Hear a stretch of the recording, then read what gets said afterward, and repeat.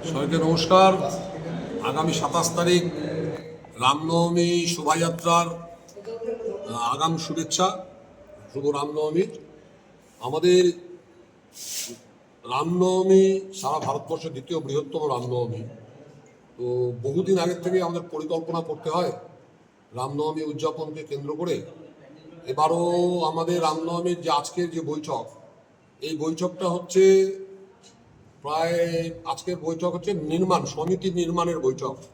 এবারে রামনবমী যে সমিতি একটা তৈরি হয় বিশ্ব হিন্দু পরিষদের তত্ত্বাবধানে রামনবমীকে কেন্দ্র করে, সেই বৈঠকটাই আজকে আমাদের শহর জুড়ে শহরের বিভিন্ন ব্যক্তি নিয়ে সবাইকে সবার মতামত নিয়ে আমরা একটা কমিটি আজকে নির্মাণ করলাম এই আগামী রামনবমীটা পরিচালনা করার জন্য। যার এই রামনবমী 2026-এর যে সমিতি, এই সমিতির সভাপতি হিসাবে এবারে আমাদের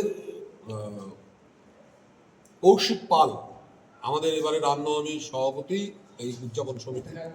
এবং এই রামনবমী উদযাপন সমিতি সম্পাদকের যিনি সম্পাদকের দায়িত্ব অর্পণ করা হয়েছে আমাদের সবার অত্যন্ত প্রিয় সুমন্ত ভাওয়াল এবারে রামনবমী সম্পাদকের দায়িত্বে। এই সমিতিটা নির্মাণের জন্য আজকে বৈঠক। বলছি এবছর কবে হবে রামনবমী, কি কি নতুনত্ব রয়েছে, কি কি ব্যবস্থা রয়েছে, একটু সেটা জানি। এবারে রামনবমী হবে হচ্ছে 27শে মার্চ শুক্রবার। তো রামনবমীর রুট আমাদের যা ছিল প্রতিবার তাই, সূর্য সেন থেকে শুরু করে বাস স্ট্যান্ডের লেফট টার্নে যেগুলো হয়, আবার উকিলপাড়া দিয়ে বাজার ঘুরে আমরা ওই চোপড়াঝাড় জীবন মোড় হয়ে আমরা সুভাষনগর জুনিয়র হাই স্কুলের মাঠে শেষ করব। তো এবার সঠিক 9টার সময় আমাদের শোভাযাত্রা বেরোবে। আর শোভাযাত্রায় যা ছিল, যেগুলো চিরাচরিত যা ছিল থাকবেই, তার সাথে এবার কিছু নতুনত্ব থাকবে। যে নতুনত্বগুলোর মধ্যে বিশেষভাবে গতবার আমরা করছিলাম, আমাদের কার্যকর্ত্রী উনি করছিলেন কিছু নাচের ব্যবস্থা করছিলেন আমাদের ভগবানের রামের গানের উপরে। ওটা এবার থাকবে আশা করি। এবার আমরা ওটা করবো সম্পূর্ণভাবে, আরো ভালোভাবে, ব্যাপকভাবে কয়েক স্থানে। আর তাছাড়া আমরা প্রোগ্রামের মধ্যে আরো কিছু আমরা পরামর্শ নিচ্ছি যে নতুন কি কি করা যায়, যে কিছু ফটো সেশন করা যায় কিনা, যেগুলো ফ্লেক্সের মাধ্যম দিয়ে রামায়ণটাকে তুলে ধরা যায় কিনা, যেটা আমাদের প্রসাদ বিতরণের মাঠে, এরকম একটা ভাবনা। আর তারপরে এখন তো আমাদের কেবল সমিতি আজকে নির্মাণ হলো, এখন প্রস্তুতি চলতে থাকবে। সম্পাদক সভাপতি সবাই আছে, তো প্রস্তুতি চলতে থাকবে। বলছি যে হচ্ছে প্রশাসনিক একটা ব্যাপার থাকে, সেগুলো বিষয়ে কি আলোচনা হয়েছে, এগোনো হয়েছে এখন পর্যন্ত? না, আজকেই সমিতি নির্মাণ হলো। এখন আমাদের হচ্ছে ধীরে ধীরে সমস্ত কাজগুলোকে গুটিয়ে নেওয়া। তার মধ্যে প্রশাসনের অংশ একটা বিরাট অংশ, বিরাট সময় যায় আমাদের। তো গত কয়েক বছর ধরে প্রশাসনের যথেষ্ট আমরা সহযোগিতা পেয়েছি। তো আশা করি এবারও তার সহযোগিতা পাবো আমরা। সমস্ত শহরবাসী থেকে শুরু করে সাংবাদিক বন্ধু, আপনারা সবাই মিলেমিশে আমরা যেভাবে আমাদের সহযোগিতা করে, তার জন্য এই বড় কার্যক্রমটা আমরা উঠাতে সক্ষম হই। অযথা পারতাম না আমরা। প্রশাসন যথেষ্টভাবে সহযোগিতা করে, আশা করবো এবারও সহযোগিতা করবে, আমাদের প্রোগ্রাম ঠিক হবে। একটু সভাপতি এবারে রামনবমীর কৌশিকবাবু, আপনাকে হচ্ছে সভাপতি করা হয়েছে রামনবমীর, এই প্রথম আপনার হচ্ছে দায়িত্ব দেওয়া হলো। কি মনে করছেন, কিভাবে এবছর পরিচালনা করবেন? সকলকে অগ্রিম শুভেচ্ছা জানাই শুভ রামনবমীর। 27শে মার্চ আমাদের এই বছর ঈশ্বরপুরের তথা ইসলামপুরের আমাদের রামনবমী উদযাপন হবে। তো দীর্ঘ 12 বছর আমরা পার করেছি আমাদের এই ইসলামপুরের রামনবমী। তো আমাদের সনাতনীদের বিশ্বাস যে এক যুগ পেরিয়ে গেলে সেখানে ঈশ্বরের আবির্ভাব হয়। তো এই বছর আমাদের বিশ্বাস যে প্রভু শ্রী রামচন্দ্র, পুরুষোত্তম প্রভু রামচন্দ্রের আবির্ভাব হবে ঈশ্বরপুর আমাদের এই ইসলামপুরের রামনবমীতে।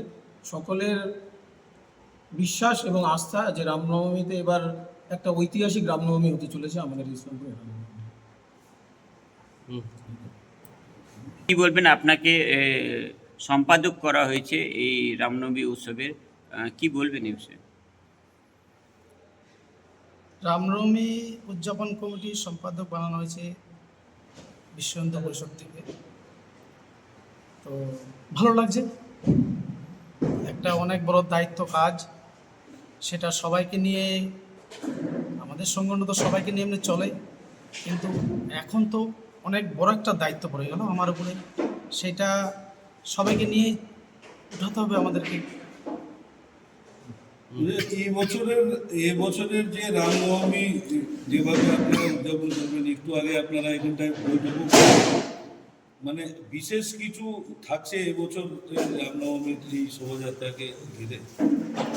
হ্যাঁ, বিশেষ কিছু বলতে যেগুলা এই বৈঠকে আমাদের উঠে এসলো, যেরকম কিছু রামকথা মাঠের মধ্যে, সেগুলো আমরা সবাই বসে তারপরে এটা আবার পর্যালোচনা করা হবে, তারপরে আমরা ওটা গ্রহণ করবো যে কী করা যেতে পারে, সেটা সবাই বসে।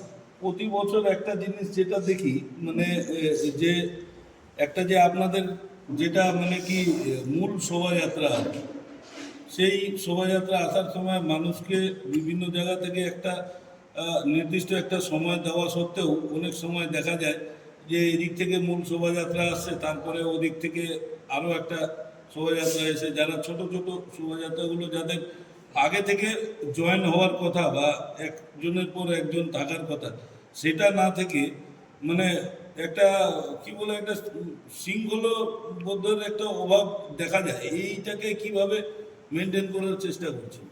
এটা তো আমরা বিগত দিনেও অনেক চেষ্টা করছি এটাকে মেনটেন করার, এবং চলে আসছে। আগে তো আরও পিছনে যদি আমরা 13, 14, 15, 16 এগুলো তো বড় হচ্ছে রামনবমী, 13তে ছোট ছিল। তো আমরা একটা জিনিস মানুষের বড় হয় আস্তে আস্তে, শিখতে শিখতে তারপরে হয়।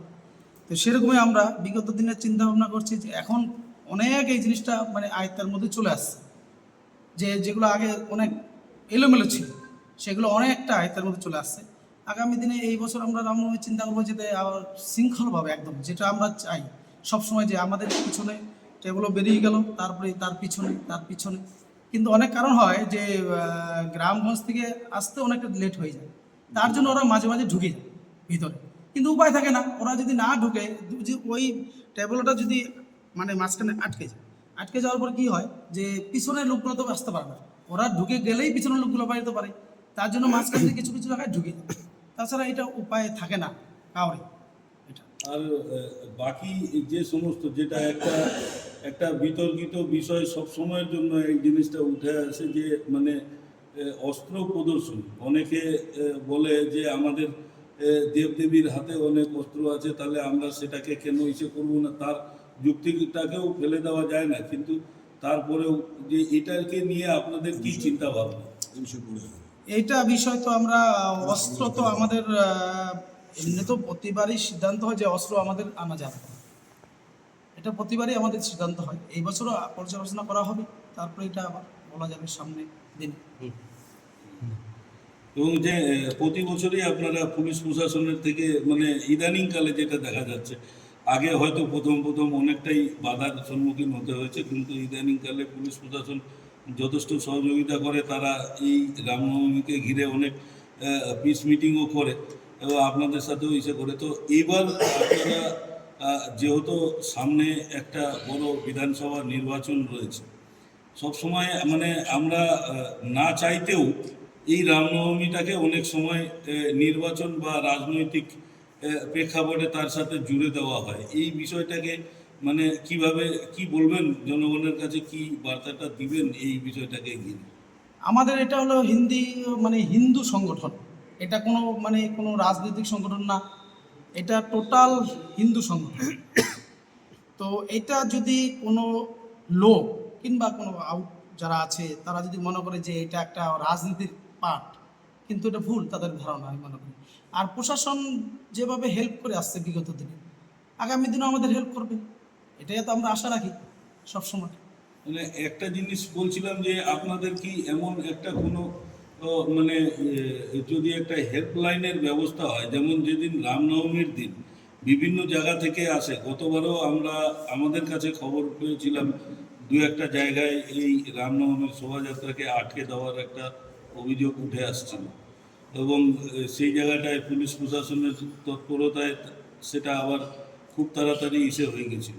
তো আপনাদের তরফে কি এরকম কোনো হেল্পলাইন চালু করা হবে যে যার ফলে যদি কোনো রামনবমীর শোভাযাত্রা যেটা পকেট রুট, যেটা আপনাদের তালিকা মানে মধ্যে থাকে, তো তারা যদি কোনো রকম কোনো অবস্ট্রাকশনের মানে বাধা পায় কোনো জায়গায়, তো সেই ক্ষেত্রে তারা আপনাদের সাথে কিভাবে যোগাযোগ করবে?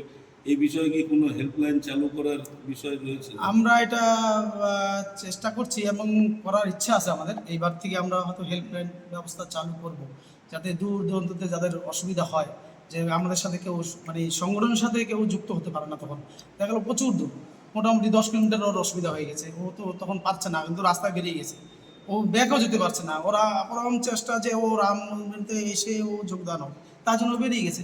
কিন্তু দেখা গেলো রাস্তায় যে কথাটা আপনি বললেন যে কোনো কারণে হয়তো আটকে দিচ্ছে, সেই জিনিসটা আমরা এবার চেষ্টা করতেছি যে হেল্পলাইন নম্বর আমরা দিব এবার থেকে।